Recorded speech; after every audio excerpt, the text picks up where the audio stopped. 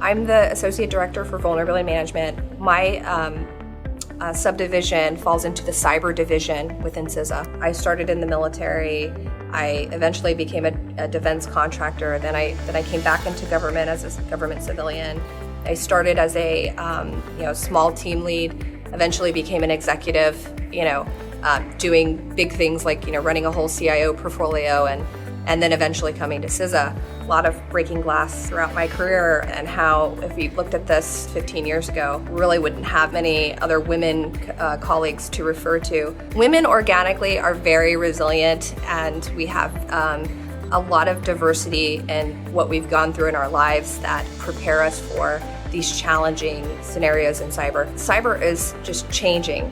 I mean, if you think about it, 20 years ago, we didn't have the ecosystem was different, AI wasn't a thing, we weren't all connected with our phones. Based on my experience and all the women that I know, we are very adaptive, we're agile, we're creative, we can multitask, we're really good communicators. All of those skills are needed in cybersecurity, and I would welcome any conversation to try to sway more women to come into this field, because they're definitely needed. CISA is involved in many partnerships, but one I wanted to highlight was our Women in Cybersecurity partnership. It creates an ability for us to meet women across the community that are new coming into the field, existing and wanting to support the nation and potentially come work at CISA.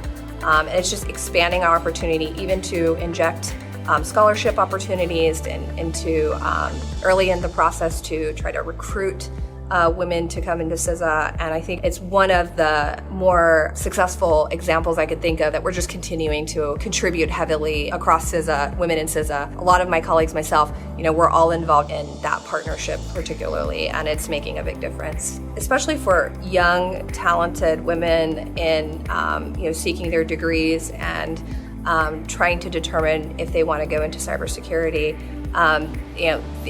The scholarship programs that are out there, one in particular that I wanted to highlight is scholarships for service. That is one that I'm really active in and sponsor several women actually in cybersecurity or in computer science to do internships here and potentially look at serving the nation in a federal position in the future. CISA in particular is such a unique agency. We're a young agency, and we are at the cutting edge of cybersecurity from the technology standpoint.